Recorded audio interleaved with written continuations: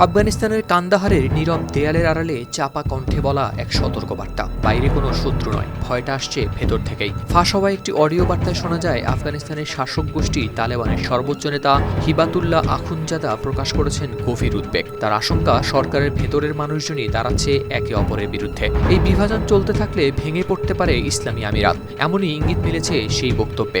সংবাদ মাধ্যম বিবিসির প্রতিবেদনে প্রকাশ পেয়েছে এ তথ্য।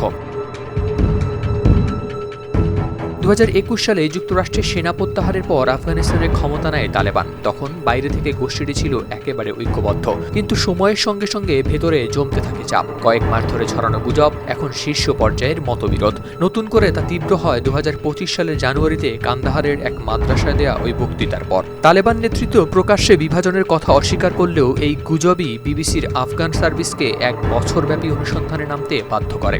অনুসন্ধানে উঠে আসে এক স্পষ্ট চিত্র। তালেবানের শীর্ষে দুটি ভিন্ন দৃষ্টিভঙ্গির গোষ্ঠী।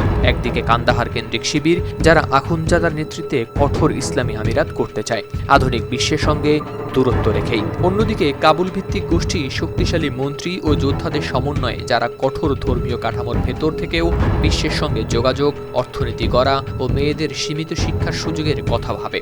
ভেতরের লোকেরা একে বলে কান্দাহারের ঘর বনাম কাবুল।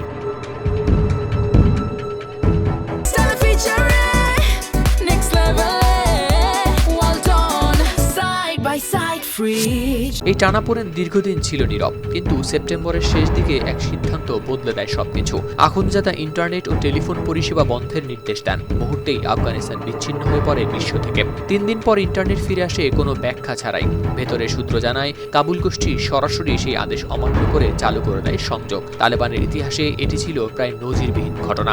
অনেকে একে বিদ্রোহের কাছাকাছি বলেও বর্ণনা করেন। এই সংঘাতের শিকড় বেশ গভীরে। ক্ষমতা নেয়ার পর আখুনজাদা ধীরে ধীরে সব সিদ্ধান্ত কেন্দ্রীভূত করেন কান্দাহারে। কাবুলের মন্ত্রীদের পাশ কাটিয়ে জারি হয় ফরমান। নারীদের শিক্ষা ও কাজের উপর নিষেধাজ্ঞা দুই গোষ্ঠীর মধ্যে হয়ে ওঠে উত্তেজনার বড় কারণ। কাবুল শিবির বাস্তববাদী, তারা জানে ইন্টারনেট ছাড়া আধুনিক রাষ্ট্র টিকে না। বিপরীতে সর্বোচ্চ নেতা ইন্টারনেটকে দেখেন ইসলামী শিক্ষার জন্য হুমকি হিসেবে।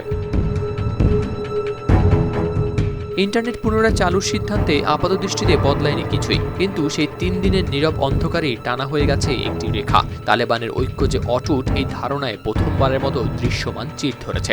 প্রশ্ন রয়ে যায়, এই ফাটল কি ভবিষ্যতে আরও বড় পরিবর্তনের ইঙ্গিত, নাকি সবকিছু আবার ঠেকে যাবে আগের মতোই? হাওলাদার শামীম, RTV।